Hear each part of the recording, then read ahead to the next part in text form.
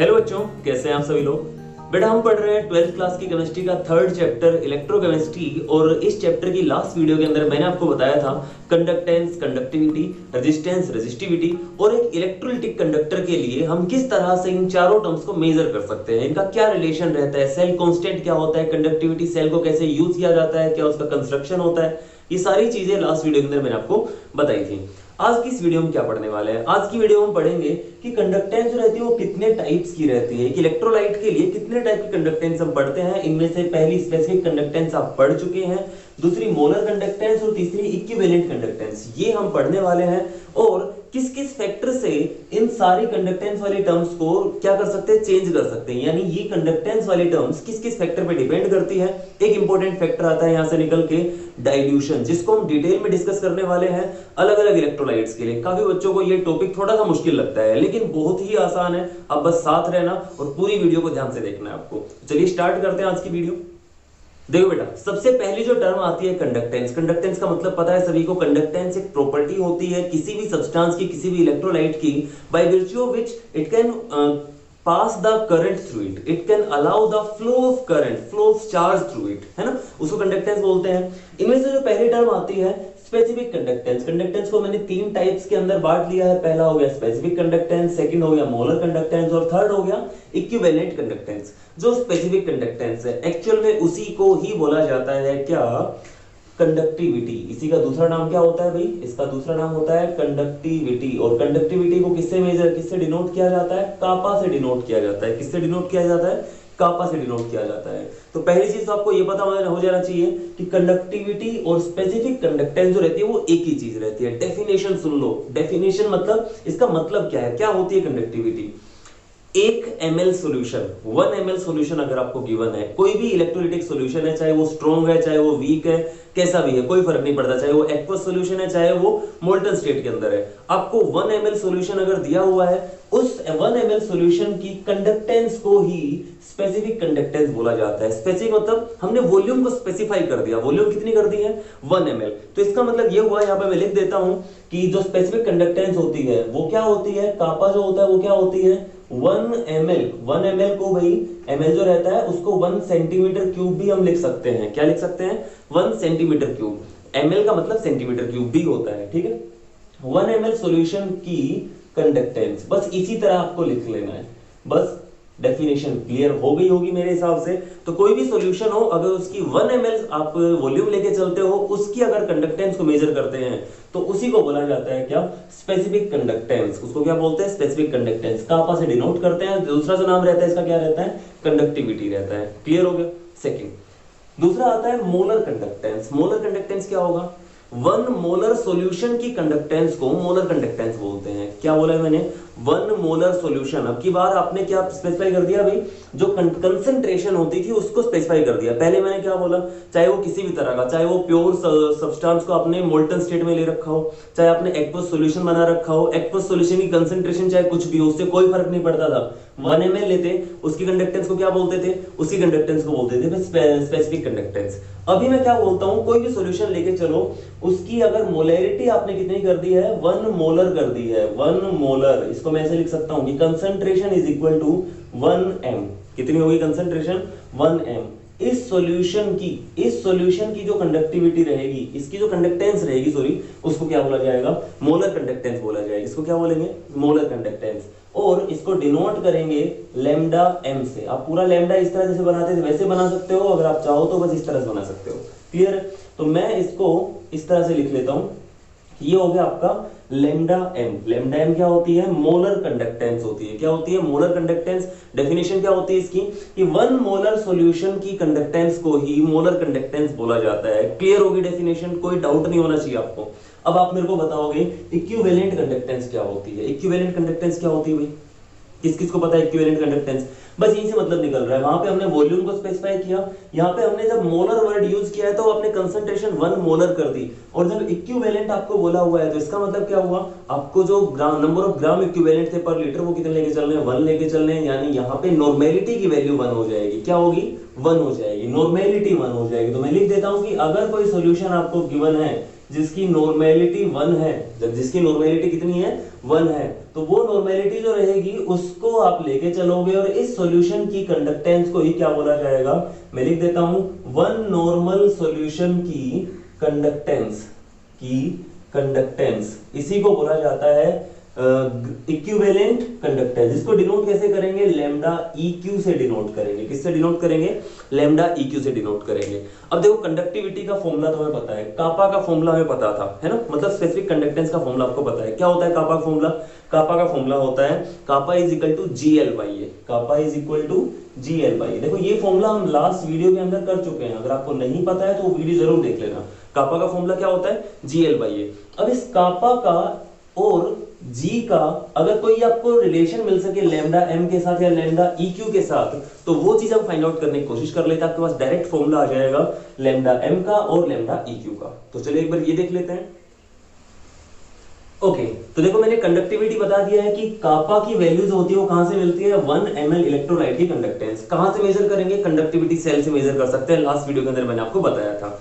अब हमें क्या करना है, मोलर कंडक्टेंस फाइंड आउट करनी है इसी सॉल्यूशन की। इस सॉल्यूशन की मोलैरिटी कितनी दे रखी है, मान लेते हैं कि इसकी मोलैरिटी m दे रखी है। कितनी दे रखी है इसकी वैल्यू, m दे रखी है। एनसीईआरटी के अंदर ये वैल्यू c दे रखी है, फॉर्मूला में बता दूंगा लास्ट में जिस तरह से मॉडिफाई रहेगा। मान लेते हैं कि इसकी मोलैरिटी कितनी दे रखी है, m दे रखी है इसकी मोलैरिटी। m क्या दे रखी है आपको, मोलैरिटी दे रखी है। इसका मतलब क्या हुआ, इसका मतलब ये हुआ कि 1 लीटर सॉल्यूशन के अंदर, 1 लीटर सॉल्यूशन में 1 मोल ऑफ सोल्यूट रहेगा, 1 मोल ऑफ सोल्यूट रहेगा। जितनी मोलैरिटी होती है 1 लीटर सॉल्यूशन के अंदर उतने ही नंबर ऑफ मोल्स होते हैं। क्लियर है, तो यहां से नंबर ऑफ मोल्स पता चल गए। 1 लीटर सॉल्यूशन के अंदर आपको वॉल्यूम भी मिल गई और नंबर ऑफ मोल्स भी मिल गए, दोनों चीजों को यूज करना है। एक चीज तो ये कि अगर आपको 1 ml इलेक्ट्रोलाइट की कंडक्टेंस पता है तो क्या आप 1 लीटर यानी कि 1000 ml इलेक्ट्रोलाइट की कंडक्टेंस पता कर सकते हैं, बिल्कुल कर सकते हैं। भाई 1 ml की कम होगी, 1000 ml की ज्यादा होगी। क्यों, क्योंकि वहां पर नंबर ऑफ पार्टिकल्स ज्यादा हो जाएंगे जो चार्ज कैरी कर रहे हैं। तो यहां पे लिख लेता हूं कि 1000 ml इलेक्ट्रोलाइट अगर आप लेके चलते हो, 1000 ml इलेक्ट्रोलाइट की कंडक्टेंस अगर आप मेजर कर सकते हो, तो वो जो आएगी उसकी वैल्यू रहेगी कापा इंटू 1000 ml, ये हो जाएगी, यही तो होगी कापा इंटू 1000 ml। इस 1000 ml से हम क्या कर देंगे, इसको मल्टीप्लाई कर देंगे। ml की जगह पे मैं सेंटीमीटर क्यूब भी लिख सकता हूँ, ml की जगह पे लिख देता हूँ सेंटीमीटर क्यूब, ये यहाँ पे लिख दिया मैंने सेंटीमीटर क्यूब। क्लियर, इसके बाद मैं क्या करता हूँ भाई, ये जो 1000 ml लिया है इसकी मोलैरिटी कितनी है, इसकी मोलैरिटी m है। हमें तो मोलर कंडक्टेंस जब निकालनी है तो 1 मोलर सॉल्यूशन होना चाहिए। अगर इस 1000 ml की बात करता हूं तो इसके अंदर नंबर ऑफ मोल्स कितने हैं, इसके अंदर नंबर ऑफ मोल्स है m। इसके अंदर नंबर ऑफ मोल्स कितने हैं, m है भाई, यहाँ पे m लिख लेना, मैंने यहाँ पे 1 लिख दिया था, तो ये रहेगा m mole of solute. Clear, अच्छा, तो हमने बोला है कि 1000 ml जो इलेक्ट्रोलाइट लेके चल रहे हो इसके अंदर number of moles of solute है m मोल। अगर 1 मोल रहता तो इसकी कंडक्टेंस कितनी आती। अब देखो इस 1000 ml की ही कैलकुलेट कर रहा हूं मैं, इसमें m मोल थे तो इसकी कंडक्टेंस इतनी है। तो यहाँ पे मैं दोबारा लिख लेता हूं, एक बार ध्यान से देख लेना। अगर इस 1000 ml में m मोल्स ऑफ सोल्यूट होते, m मोल्स ऑफ सोल्यूट क्या है आपका, इलेक्ट्रोलाइट, अगर ये होते देन जो कंडक्टेंस आती, तो पूरा नहीं लिख रहा हूं, m मोल्स ऑफ सोल्यूट थे then conductance was kappa into 1000 centimetre cube. If there were only 1 mole of solute, only 1 mole of solute अगर होता तो कंडक्टेंस कितनी आती, तो कंडक्टेंस कितनी आती, तो आप लिखते 1 मोल के लिए कम आएगी, कम के लिए डिवाइड कर देते हैं kappa into 1000 centimetre cube upon 1 मोल, सॉरी m मोल। ये जो ऊपर वाली वैल्यू रहती है क्या रहती है, डिवाइड हो जाएगी, m से इसको डिवाइड कर देते हैं, m मोल से इसको डिवाइड कर देते हैं। m जो है वो मोल से आपकी बात, ठीक है, m मोल से इसको डिवाइड कर दिया। ओवरऑल आपके पास ये जो वैल्यू आई है ये क्या वैल्यू है, ये 1 मोल ऑफ सोल्यूट अगर 1000 ml यानी 1 लीटर सॉल्यूशन में था तो उसकी कंडक्टेंस जो थी वो हमने मेजर कर ली है। और यही फॉर्मूला आ जाता है, फॉर्मूले को नोट कर लो फटाफट से कि लैम्डा m का फॉर्मूला आ गया आपके पास। Lambda m will be equal to k यानी kappa upon m moles of जो हमारे पास थे वो इनटू 1000 सेंटीमीटर क्यूब। देखा जाए तो ये m अपॉन 1000 सेंटीमीटर क्यूब यानी कि मैं लिख सकता हूं m मोल अपॉन 1 लीटर। ये मोलैरिटी तो है, अगर मैं ऐसे लिख देता m मोल्स है आपके पास, number of moles of solute upon volume solution है 1 लीटर, तो ये इसकी कंसंट्रेशन ही तो आ गई है। ये इसकी कंसंट्रेशन आ गई, मोलैरिटी ही तो आ गई है। तो कुल मिला के मैं इसको C से भी लिख सकता हूं। तो ओवरऑल जो आपको फॉर्मूला यूज करना है वो ये फॉर्मूला यूज करना है, नंबर ऑफ मोल्स को नीचे रखना है, जो मोलैरिटी की वैल्यू रहेगी उसको नीचे रख लेना है, 1000 सेंटीमीटर क्यूब से आपको ऊपर मल्टीप्लाई करना है, और ये आपकी कंडक्टिविटी कापा की वैल्यू रहेगी। जो एनसीईआरटी के अंदर फॉर्मूला दिया हुआ है वो क्या कर लिया है कि ये m moles of solute upon volume of solution को C लिख दिया है, कंसंट्रेशन लिख दिया है। तो जो फॉर्मूला एनसीईआरटी के अंदर दिया हुआ है वो भी सेम ही है, कंफ्यूज नहीं होना है, कापा बाई C दिया हुआ है। C क्या है? C कंसंट्रेशन है, ठीक है। साथ ही साथ आपको जब भी आप यूज कर रहे हो इस फॉर्मूले को यूज कर रहे हो तो यूनिट्स का जरूर ध्यान रखना है। देखो यूनिट्स का कैसे ध्यान रखेंगे, मैं लिख देता हूं इधर कि जो यूनिट रहेगी लैम्डा m की, किसकी यूनिट देख रहे हैं हम? लैम्डा m यूनिट्स, वो कहां से आ रही है साथ साथ नोट करते रहा करो या फिर लास्ट में स्क्रीनशॉट ले लिया करो। मैं बोल रहा हूँ कि लैम्डा m की यूनिट कैसे निकालेंगे। तो लैम्डा m की यूनिट निकालने के लिए पहले आपको कापा की यूनिट पता हो जानी चाहिए। कापा क्या होता है? कंडक्टिविटी। ओम इनवर्स सेंटीमीटर इनवर्स, क्या होती है इसकी यूनिट? ओम इनवर्स, ये लिखा मैंने ओम इनवर्स सेंटीमीटर इनवर्स, ये किसकी यूनिट होती है? ये कापा की यूनिट होती है। साथ में इसके यहाँ पे लगा दिया 1000 सेंटीमीटर क्यूब, तो सेंटीमीटर क्यूब से यहाँ पे कर दिया मैंने ये मल्टीप्लाई, और नीचे आ रहा है आपके पास मोल, नीचे क्या आ रहा है? मोल। तो ओवरऑल लैम्डा m की जो यूनिट रहेगी वो क्या आई? ओम इनवर्स, मोल इनवर्स, और सेंटीमीटर कितना बचेगा? Centimetre square. यहाँ पे -1 वैल्यू है, पावर यहाँ पे 3 वैल्यू है, तो कितनी हो जाएगी टोटल? की हो जाएगी सेंटीमीटर स्क्वायर। ये यूनिट आपको यूज करनी है, ठीक है। अगर आपकी जो कंडक्टिविटी है, कापा की वैल्यू जो है, अगर वो दे रखी है ओम इनवर्स मीटर इनवर्स में, अगर कापा की वैल्यू किसमें दे रखी है? ओम इनवर्स मीटर इनवर्स के अंदर, तो आपको इसको सेंटीमीटर क्यूब के अंदर कन्वर्ट करने की जरूरत नहीं है। तो फिर इसको आपको सेंटीमीटर में क्यूब के अंदर कन्वर्ट करने की जरूरत नहीं है। फिर आपको यहाँ पे जो वॉल्यूम रहेगी वो मीटर क्यूब के अंदर लेके आनी पड़ेगी। और मीटर क्यूब को आप समझ लो, मैं इधर साइड में लिख देता हूँ, इस चीज को नोट कर लेना आप। 1 litre is equal to 1000 ml, किसके इक्वल होता है? ये 1000 ml। ये 1000 ml जो हम ऊपर लिख रहे थे 1000 ml था। ये 1 ml जो रहता है उसी को लिखा जा सकता है 1000 सेंटीमीटर क्यूब भी लिखा जा सकता है। 1 लीटर के अंदर 1000 ml होता है, 1000 सेंटीमीटर क्यूब। जो मिलीलीटर होता है वही सेंटीमीटर क्यूब होता है। और 1 litre is equal to 10 to power -3 metre cube, ठीक है। ये जो रहेगी ये टर्म्स आपको यूज कर लेनी। मैं इसको 10 टू पावर 3 कर लेता हूँ, 10 टू पावर 3 सेंटीमीटर क्यूब और 10 टू पावर -3 मीटर क्यूब। तो अगर आपको कंडक्टिविटी की value ohm inverse metre inverse में दे रखी है, तो अब यहाँ पे 1000 सेंटीमीटर क्यूब नहीं आएगा, यहाँ पे लिखोगे 10 टू पावर -3 मीटर क्यूब। यहाँ पे क्या लिखेंगे? 10 टू पावर -3 मीटर क्यूब हो जाएगा ये। इस तरह से इस फॉर्मूले को यूज करना है, फटाफट से इसको नोट कर लो। ओके भाई, जिस तरह से हमने मोलर कंडक्टेंस को मेजर किया है उसी तरह से normal conductance, one normal solution की कंडक्टेंस को बोला जाता है इक्विवेलेंट कंडक्टेंस। तो इक्विवेलेंट कंडक्टेंस को भी मेजर करेंगे। इक्विवेलेंट कंडक्टेंस के लिए मैंने क्या बोला है आपको? वन नॉर्मल सॉल्यूशन होना चाहिए। तो कुल मिला के उसी तरह से आप पूरा प्रोसीजर फॉलो करोगे और जो फॉर्मूला निकल के आएगा, मैं फॉर्मूला लिख देता हूं डायरेक्ट अब की बार, lambda EQ is equal to kappa by C। लेकिन C जो रहेगा वो क्या रहेगा? आपकी बार नॉर्मेलिटी रहेगा। वो क्या रहेगा? नॉर्मेलिटी रहेगा इनटू ये 1000 सेंटीमीटर क्यूब आपको लिखना है।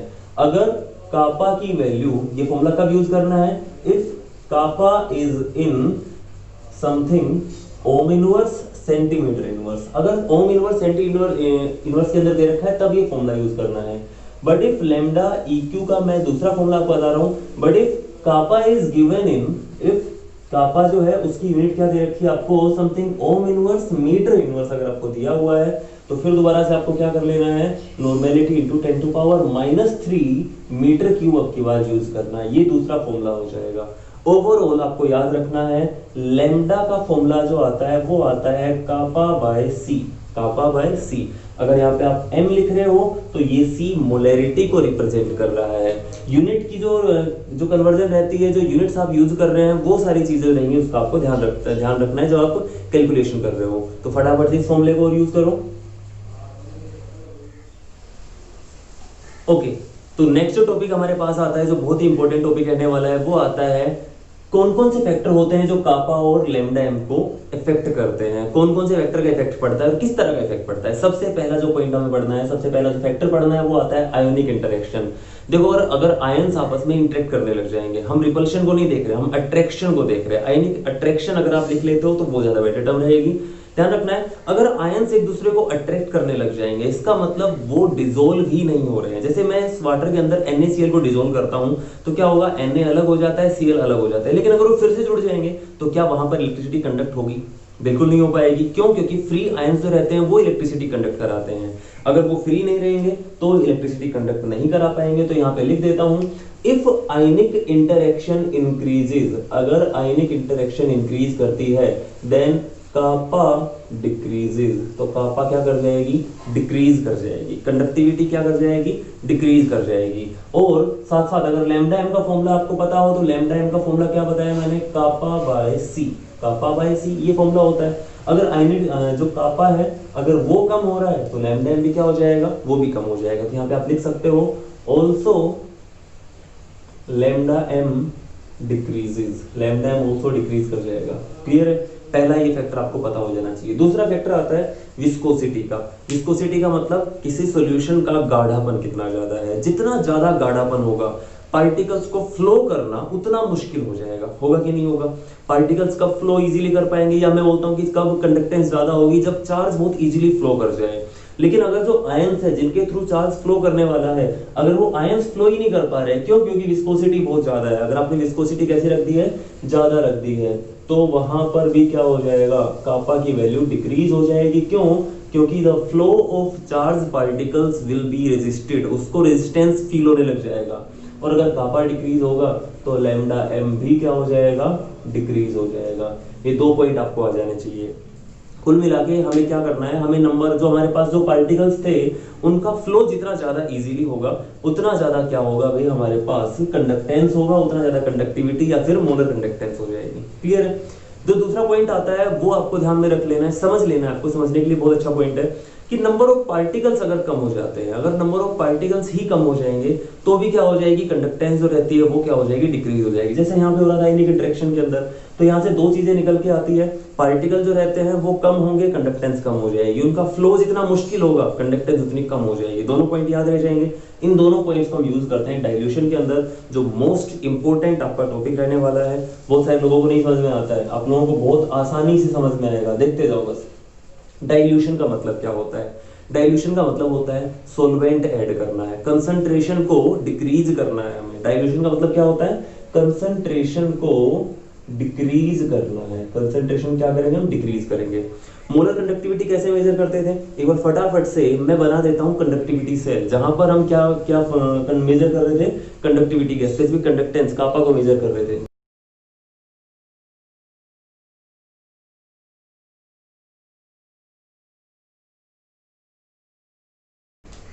देखो ये कंडक्टिविटी सेल मैंने आपके सामने बना दिया है। इस कंडक्टिविटी सेल के अंदर मैंने area of cross section A दिया है। मान लेते हैं थोड़ी देर के लिए एरिया ऑफ क्रॉस सेक्शन जो है वो 1 सेंटीमीटर स्क्वायर है, यूनिटी लेके चल रहे हैं। क्लियर? और साथ साथ जो लेंथ है, जो डिस्टेंस बिटवीन इलेक्ट्रोड्स है, एल की वैल्यू भी मैं 1 सेंटीमीटर लेके चलता हूं।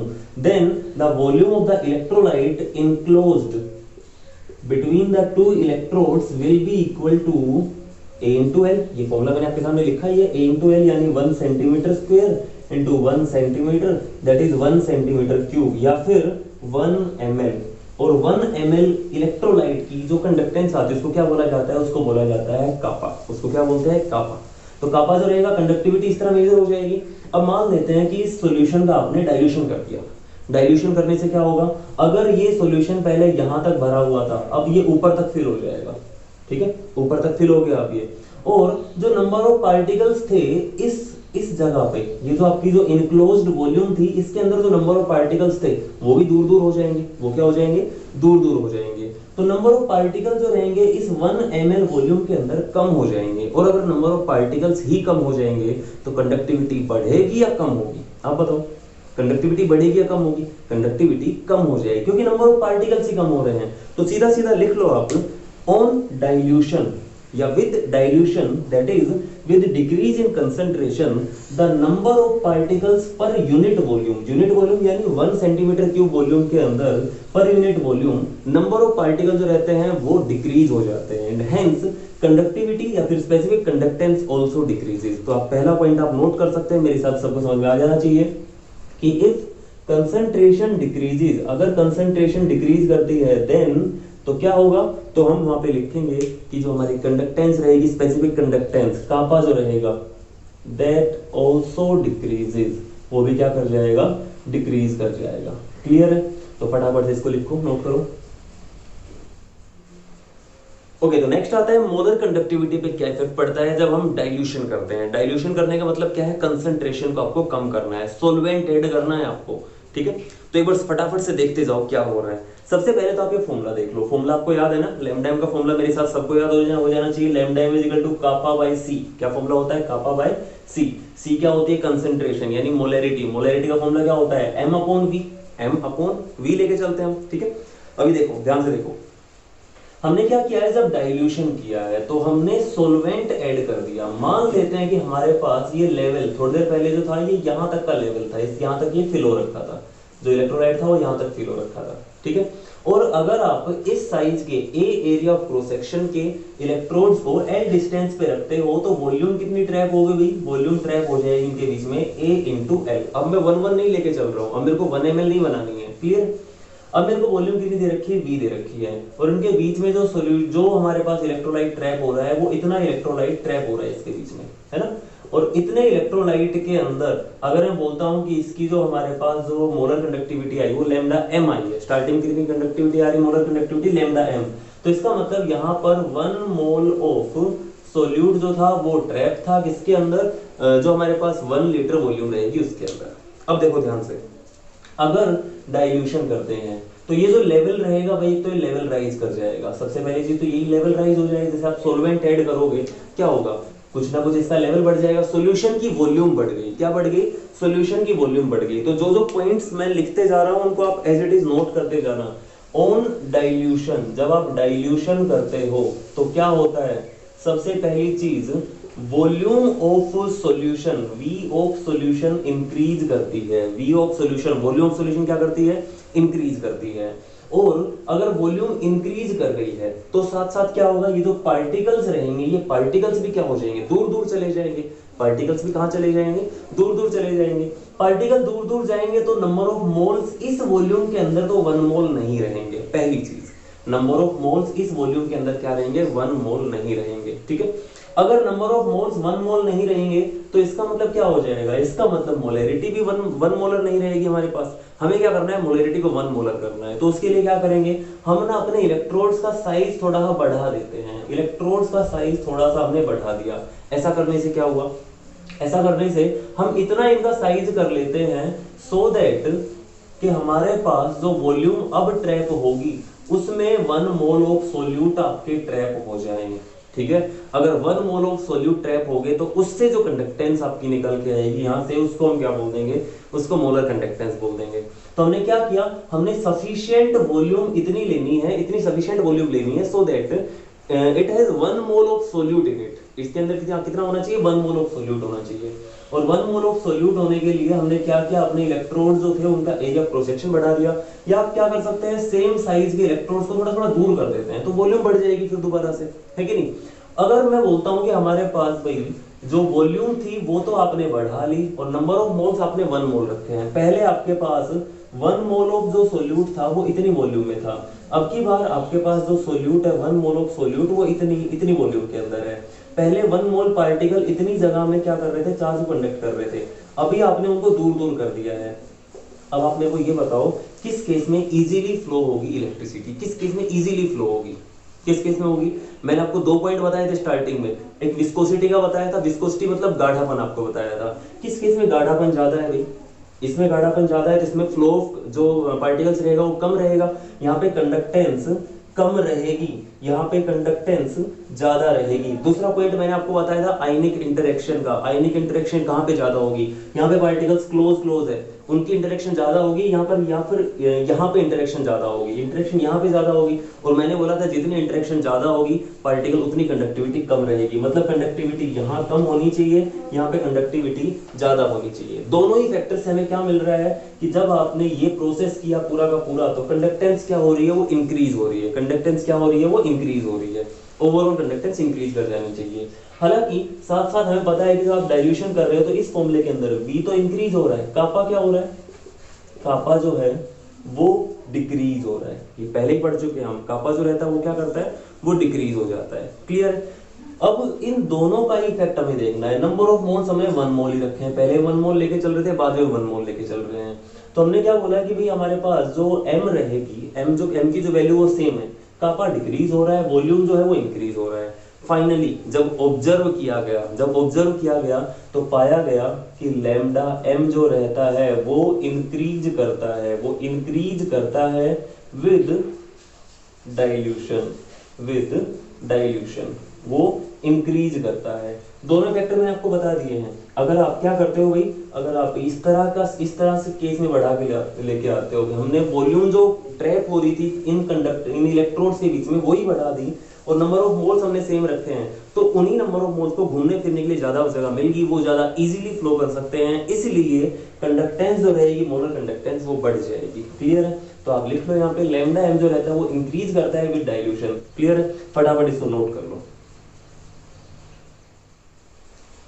ओके, तो दो रिजल्ट जो हमारे पास आ जाते हैं वो ये है कि पहली चीज, डाइल्यूशन करने पर कापा डिक्रीज कर जाती है, यानी कि स्पेसिफिक कंडक्टेंस यानी कंडक्टिविटी जो रहती है वो डिक्रीज कर जाती है, और जो मोलर कंडक्टेंस होती है वो इंक्रीज कर जाती है। इतना क्लियर हो गया।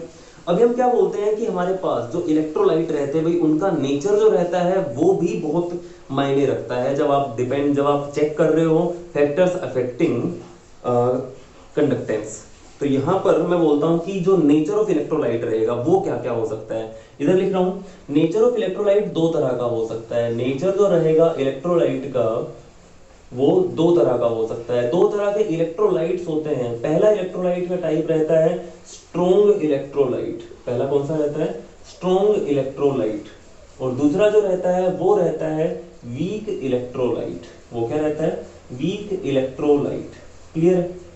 देखो इन दोनों के केसेस के अंदर डाइल्यूशन का इफेक्ट जो रहेगा उसके रिजल्ट तो ओवरऑल तो वैसा ही रहेगा, लेकिन जो वेरिएशन आएगा वो अलग तरह से आएगा। कैसे अलग अलग आएगा, जब हम ग्राफ लेते हैं, ग्राफिकल स्टडी करते हैं किसकी, मैं ग्राफ ले लेता हूं कि हमने लैम्डा m को ले लिया इस एक्सिस के ऊपर, लैम्डा m को किस एक्सिस पे लिया, y एक्सिस के ऊपर, और जो कंसंट्रेशन थी, कंसंट्रेशन यानी कि c, उसका अंडर रूट ले लिया मैंने x एक्सिस के साथ, और इनके बीच में मैं ग्राफ ड्रॉ करना चाह रहे हैं। किस किस के बीच में, एक तो मोलर कंडक्टिविटी और ये लैम्डा c जो अंडर रूट c जो है, इसकी हम इन दोनों के बीच में वेरिएशन किस तरह से हो रहा है उस चीज को हम स्टडी करना चाह रहे हैं। जो हमारे पास स्ट्रॉन्ग इलेक्ट्रोलाइट होते हैं, क्या होते हैं स्ट्रॉन्ग इलेक्ट्रोलाइट, स्ट्रॉन्ग इलेक्ट्रोलाइट वो इलेक्ट्रोलाइट होते हैं जो कंप्लीटली डिसोसिएट हो जाते हैं ऑन सॉल्यूशन इन वाटर। जब आप उनका डिसोल्व करते हो वाटर के अंदर तो वो कंप्लीटली डिसोल्व हो जाते हैं, कंप्लीटली उनका आयनाइजेशन हो जाता है। फॉर एग्जांपल अगर आप 100 मॉलिक्यूल्स ऑफ NaCl वाटर के अंदर डाल रहे हो तो 100 Na+ अलग हो जाएंगे, 100 Cl नेगेटिव अलग हो जाएंगे। क्लियर है।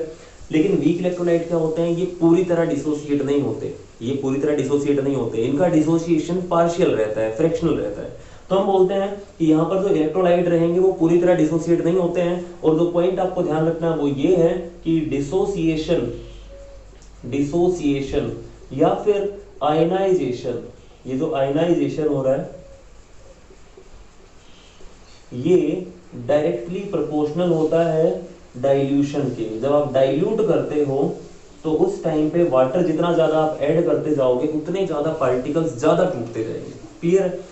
तो यहाँ पे ध्यान रखना है कि यहाँ पे जितने मॉलिक्यूल पहले टूटे हुए थे, फॉर एग्जांपल मैं बोलता हूँ 1 मोलर आपने सॉल्यूशन लिया हुआ था और उसको आप डाइल्यूट किया, तो जितने पार्टिकल पहले थे उतने ही पार्टिकल बाद में हैं।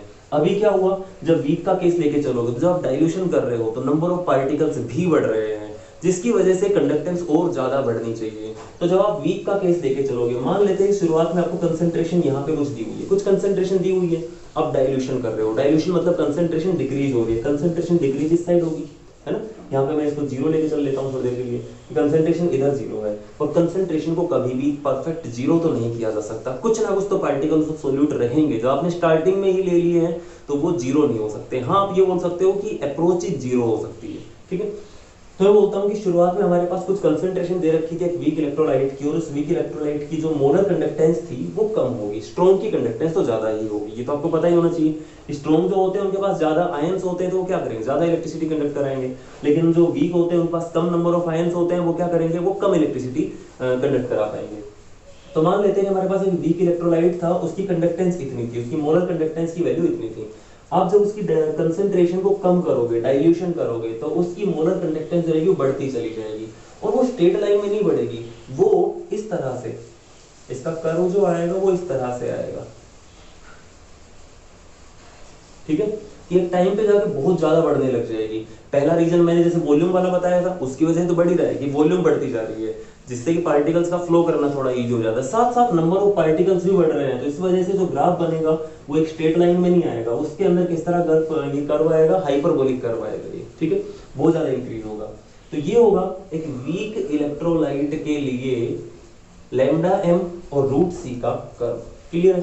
अब आप मेरे को ये बताओ कि भाई ये जो हमारे पास अगर कंसंट्रेशन जो है वो अप्रोच कर जाती है, अगर वो नियरली 0 हो जाती है, अप्रोच को मैं इस तरह से लिखता हूं, अगर कंसंट्रेशन 0 पे अप्रोच करती है, देन लैम्डा एम की value for this weak electrolyte will be equal to maximum. Maximum का मतलब इनफाइनाइट हो जाएगी, लेकिन क्योंकि जो हमारे पास कंसंट्रेशन है वो कभी 0 नहीं हो सकती, तो लैम्डा एम की वैल्यू इनफाइनाइट नहीं हो सकती है। तो सीधी सी बात ये हुई कि यहाँ पर जो मैक्सिमम आपके पास वैल्यू होती है, मैक्सिमम लैम्डा एम की वैल्यू जो रहती है, it can not be predicted by using lambda M versus root C graph. आप इस ग्राफ को यूज करके ये वैल्यू तो फाइंड आउट नहीं कर सकते, ठीक है, ये वैल्यू फाइंड आउट नहीं कर सकते। अब एक स्ट्रॉन्ग का केस लेके चल सकते हैं। स्ट्रॉन्ग के अंदर भी क्या होगा भाई, स्ट्रॉन्ग के अंदर मान लेते हैं इस कंसंट्रेशन के ऊपर आपको स्ट्रॉन्ग की कंडक्टेंस देखनी है, तो वो ज्यादा होगी, वीक से ज्यादा होगी, तो उसको मैंने थोड़ा ऊपर लिया है, और ये किस तरह से इंक्रीज होगी, ये इस तरह से स्ट्रेट लाइन के अंदर ये इंक्रीज होगी, किस तरह से इंक्रीज होगी, स्ट्रेट लाइन के अंदर। तो ये एक स्ट्रॉन्ग इलेक्ट्रोलाइट का कर्व हो जाएगा। Strong electrolyte for example NaCl, KCl इस तरह की, ठीक है, और ये इसका कर्व हो जाएगा।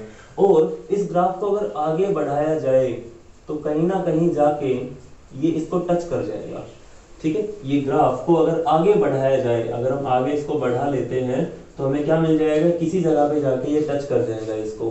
कंसंट्रेशन 0 तो हो नहीं सकती वैसे, लेकिन ग्राफ को आगे बढ़ा के हम फाइंड आउट कर सकते हैं कि मैक्सिमम वैल्यू कितनी होगी। कंसंट्रेशन अब नेगेटिव में तो कभी भी नहीं हो सकती, है ना। Maximum value can be find out, तो आप लिख सकते हो यहाँ पे maximum lambda M can be find out using lambda M versus root C curve. इसको आप यूज करके क्या कर सकते हो, फाइंड आउट कर सकते हो मैक्सिमम लैम्डा एम, है ना। और जो मैक्सिमम वैल्यू आती है लैम्डा एम की, उसको लैम्डा नोट एम से डिनोट किया जाता है। इसको हम क्या बोलते हैं, लैम्डा नोट एम से डिनोट करेंगे, और इसको बोलते हैं लिमिटिंग मोलर कंडक्टिविटी या molar conductance, limiting molar conductance, ठीक है। इसको नोट कर लो आप एक बार, लिमिटिंग मोलर कंडक्टेंस। ये जो पॉइंट आया है ये है लैम्डा नोट एम। फटाफट से सारी चीज को नोट कर लो, फिर इस वीडियो खत्म कर रहे हैं हम। तो लास्ट पॉइंट जो आता है उसको मैं देख लेता हूं, लैम्डा नोट एम की वैल्यू कैसे आती है। वीक इलेक्ट्रोलाइट को हटा रहा हूं क्योंकि इसकी वैल्यू इस ग्राफ से फाइंड आउट नहीं की जा सकती, लेकिन स्ट्रॉन्ग के लिए जो मैक्सिमम वैल्यू आ रही है उसको फाइंड आउट कर सकते हैं। पहली चीज, जो ग्राफ आ रहा है वो ग्राफ कैसा आ रहा है, वो ग्राफ है एक स्ट्रेट लाइन का। वो स्ट्रेट लाइन की इक्वेशन क्या होती है, मैथ वालों को जरूर पता होगा क्या इक्वेशन होती है, y = mx + c, यही होती है। इसके बाद y क्या होता है, y होता है, ये y एक्सिस पे हम क्या लेके चल रहे हैं, y एक्सिस पे क्या लेके चल रहे हैं, लैम्डा m लेके चल रहे हैं। x एक्सिस पे क्या लेके चल रहे हैं, रूट c लेके चल रहे हैं। m क्या होता है, m होता है स्लोप। अगर ग्राफ ऐसे होता, ऊपर की डायरेक्शन जा रहा होता, इंक्रीजिंग ग्राफ होता, तो m की वैल्यू पॉजिटिव हम लिखते। इसके बाद डिक्रीजिंग है तो यहाँ पर इसके सामने माइनस का साइन लगाएंगे, और अगर ये इसके जो हमारा एक्स एक्सिस इसके अगर इसके पैरेलल आता तो इसकी वैल्यू 0 हो जाती। क्लियर है। सी क्या होता है, सी होता है वाई इंटरसेप्ट, कि हमारा जो ग्राफ है वो वाई एक्सिस को कहाँ पे काट रहा है। तो कुल मिला के आपको चीजें पता चल गई होंगी। वाई की जगह पे क्या लिखेंगे, हम लिखेंगे लैम्डा एम = ये C की वैल्यू पहले लिख देता हूँ, ये हो जाएगा lambda naught m, lambda naught m। ये जो स्लोप है, स्लोप जो है वो नेगेटिव में रहेगा, और स्लोप जो हमने लिया है उसको हम a लिख रहे हैं। क्या लिख रहे हैं? a लिख रहे हैं। a कोई कांस्टेंट है जो डिपेंड करेगा कि हम इलेक्ट्रोलाइट कौन सा लेके चल रहे हैं, और साथ साथ उसका टेम्परेचर कितना है। ये जो a की वैल्यू रहेगी ये गिवन हमारे इलेक्ट्रोलाइट्स के लिए क्या रहेगी? कांस्टेंट रहेगी। अभी बता देता हूँ इसके बारे में भी। और x क्या है? x है आपका √c। इस ग्राफ को, इस इक्वेशन को यूज करके हम लैम्डा नॉट m जो रहेगा उसको हम कैलकुलेट कर सकते हैं। ठीक है, तो इस तरह से इस इक्वेशन को नोट कर लो। एक बार फिर से आपको बता देता हूं कि a जो रहता है वो क्या रहता है? वो एक कांस्टेंट रहता है। उसकी वैल्यू जो रहती है किस किस पे डिपेंड करती है? एक तो डिपेंड करती है नेचर ऑफ सॉल्वेंट के ऊपर या फिर नेचर ऑफ इलेक्ट्रोलाइट के ऊपर। a की वैल्यू किस किस पे डिपेंड करती है? पहला नेचर ऑफ इलेक्ट्रोलाइट के ऊपर, और दूसरा टेम्परेचर के ऊपर। दूसरा किस पे डिपेंड करेगी? टेम्परेचर के ऊपर, क्योंकि टेम्परेचर बढ़ाने से पार्टिकल्स की काइनेटिक एनर्जी बढ़ जाएगी, वॉल्यूम बढ़ सकती है, तो कुल मिलाकर कंडक्टेंस बढ़ सकती है। ठीक है, एक बार देख लेते हैं कि टेम्परेचर जो रहता है भाई उस पे कैसे इफेक्ट करता है, वो मैंने बता दिया है। Nature of electrolyte, nature of electrolyte का मतलब फॉर एग्जांपल आपको NaCl दिया हुआ है, KCl दिया हुआ है, NaBr दिया हुआ है, KBr दिया हुआ है, इन सभी के लिए a की वैल्यू सेम रहेगी। क्यों? क्योंकि इनको a की कैटेगरी में रखा जाता है। a की वैल्यू किस पे डिपेंड कर रही है? नेचर का मतलब क्या है कि आपके पास कैटायन का चार्ज कितना है? 1 है। एनायन का चार्ज कितना है? वो भी 1 है। तो इसको 1 1 इलेक्ट्रोलाइट बोला जाएगा। इसके बाद अगर मैं बोलता हूं कि CaCl2, MgCl2, BaCl2, इन सभी के अंदर हमारे पास जो इलेक्ट्रोलाइट है वो किस किस तरह के हैं? जो हमारे पास आयन है वो किस तरह के? कैटायन के ऊपर 2 चार्ज है और एनायन के ऊपर 1 चार्ज है, तो इनको 2 1 इलेक्ट्रोलाइट बोला जाएगा। इन सभी के लिए भी a की वैल्यू सेम रहेगी, इनसे डिफरेंट रहेगी, और इनकी अकेले अकेले क्या रहेगी? इंडिविजुअली सेम रहेगी। तो इस तरह से आपकी वीडियो काफी लंबी हो गई है वैसे तो, लेकिन फिर भी हमने कोशिश की है कि जो हमारा डाइल्यूशन का इफेक्ट था उसको हमने कंप्लीटली कवर कर लिया। अगर फिर भी कोई डाउट रह जाता है तो आप हमें कमेंट्स के अंदर छोड़ सकते हैं। आई ट्राई कि आपके सारे डाउट्स को क्लियर कर पाए और ये टॉपिक आपका बहुत अच्छे से क्लियर हो जाए। नेक्स्ट वीडियो के अंदर हम इनके बेस पे जो न्यूमेरिकल्स होते हैं वो सोल्व करने वाले हैं, और साथ साथ एक जो लॉ बचता है उस लॉ को पढ़ने वाले हैं। तो मिलते हैं नेक्स्ट वीडियो में। Thank you and good bye.